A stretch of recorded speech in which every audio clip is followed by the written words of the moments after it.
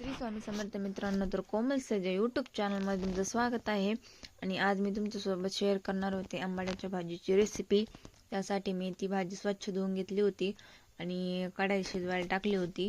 आणि दुसरीकडे मी कांदा कापला आणि कढईत तेल टाकलं आणि कांदा परतायला टाकून दिला.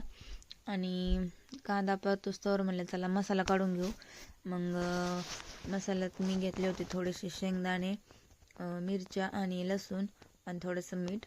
आणि ते मिक्सरमधून काढून घेतलं होतं. जास्त बारीक नव्हतं केलं, मध्यम काढून घेतलं होतं. आणि मग परतलेल्या कांद्यात ते वाटण टाकून दिलं. आणि भाजी शिजलेली होती, ती गार व्हायला ठेवली होती ना, ती मी चांगली पाण्याने 2-3 पाण्याने चांगली धुवून घेतली. म्हणजे त्यातलं सगळं आंबटपण निघून गेलं. आंबटपण निघून गेल्यामुळे मग भाजी चांगली लागते, जास्त आंबट लागत नाही. आणि मस्त अशी परतून दिली, छान झाली होती. आणि त्यानंतर मला परीला बनवायचे होते पॉपकॉर्न.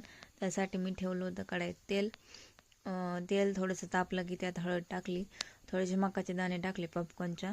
आणि मग त्यावर झाकण ठेवून दिलं आणि थोड्या वेळ गरम होऊन दिली कढई. आणि नंतर मग आवाज यायला लागला तडतड, म्हणजे ते पॉपकॉर्न व्हायला लागले होते.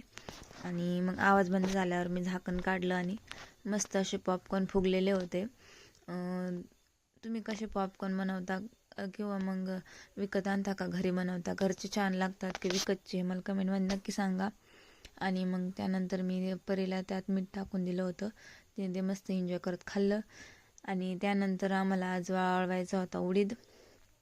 काल खळं झालं होतं, मग ऊन पडलं होतं आज, मग उडीद टाकला होता वाळायला.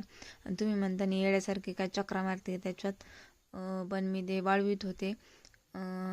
आम्ही ना असं काही धान्य वाळवायचं असलं ना, त्याच्यात असं पायाने रगडत चालतो, म्हणजे ते सारखं खालीवर होतं आणि पटकन वाळतं. तुम्ही पण ही ट्रिक नक्की ट्राय करून बघा, तुम्हाला याचा नक्की फायदा होईल. आणि मग मी धान्य असं वाळू घातलं ना, दिवसातून 4-5 वेळेस असं चालायचं त्याच्यातून, म्हणजे ते असतं मस्त कडक वाळतं. मग आज आम्हाला जायचं होतं जरा बाहेर. मग आम्ही आवरलं आणि आम्हाला जायचं होतं बाहेर. गावाचं नाव नाही सांगणार, तुम्ही गेस करायचं.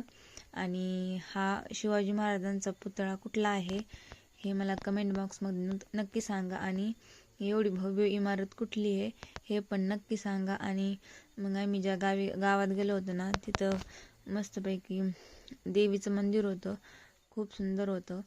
ती देवी वाघावर बसलेली होती.